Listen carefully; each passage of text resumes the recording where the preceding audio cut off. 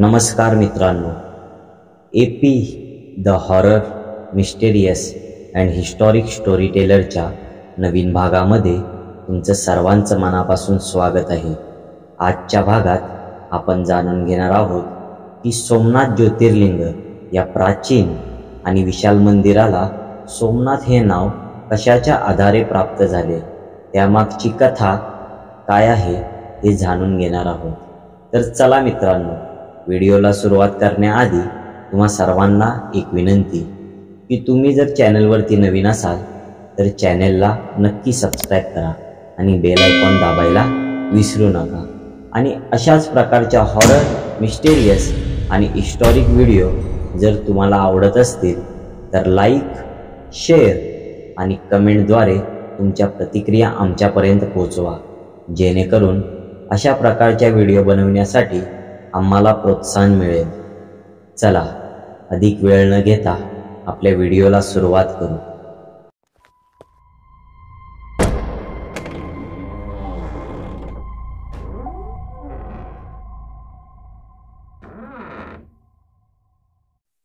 गुजरात प्रांतातील काठियावाड या क्षेत्रामध्ये समुद्राच्या किनारपट्टीवर सोमनाथ नावाचे विशाल मंदिर स्थित आहे।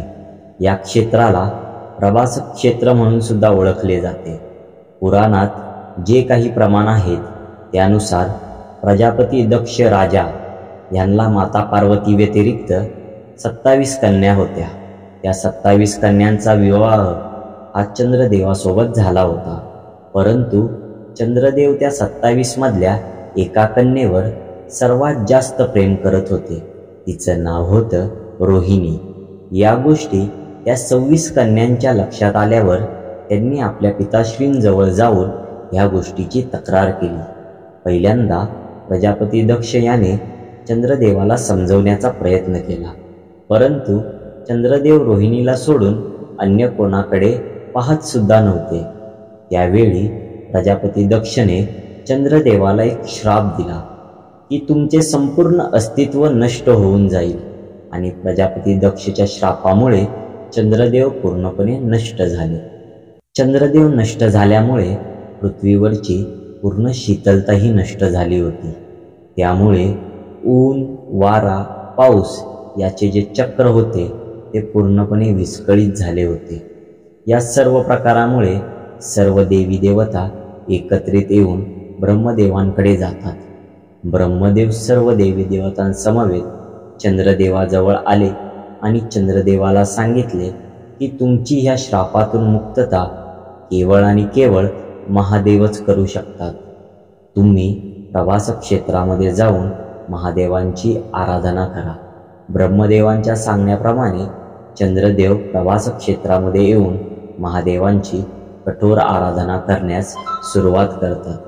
त्यांनी महामृत्युंजय मंत्राचा जप करण्यास सुरुवात केली आणि 10 कोटीपेक्षाही अधिक वेळा या मंत्राचा जप ते त्या आराधनेमध्ये करत होते।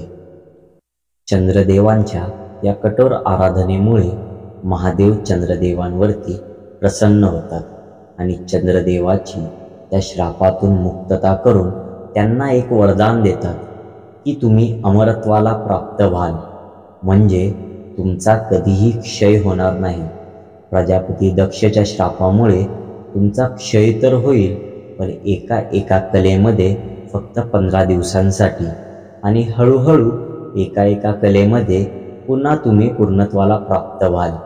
अशा प्रकारे चंद्रदेव त्या पापातून मुक्त होऊन जातात। आणि यानंतर सर्व देवी देवता महादेवांना एक विनंती करतात की तुम्ही ह्या प्रवास क्षेत्रामध्ये माता पार्वतींसमवेत निवास करावा, अशी आम्हा सर्व देवी देवतांची इच्छा आहे। आणि देवी देवतांच्या या इच्छेला प्राधान्य देत ज्योतिर्लिंगांच्या स्वरूपात माता पार्वती समवेत महादेव त्या क्षेत्रामध्ये वास करू लागतात। चंद्रदेवाचे दुसरे नाव सोम असे आहे आणि त्यांनी महादेवाची कठोर आराधना केली होती। त्यामुळे हे क्षेत्र सोमनाथ तीर्थ या नावाने नावारूपास आले। तर मित्रांनो, तुम्हाला आजची ही कथा कशी वाटली हे कमेंटद्वारे आम्हाला कळवा। आणि आजच्या या कथेला आपण इथेच पूर्णविराम देऊ आणि भेटू पुढच्या भागामध्ये. धन्यवाद.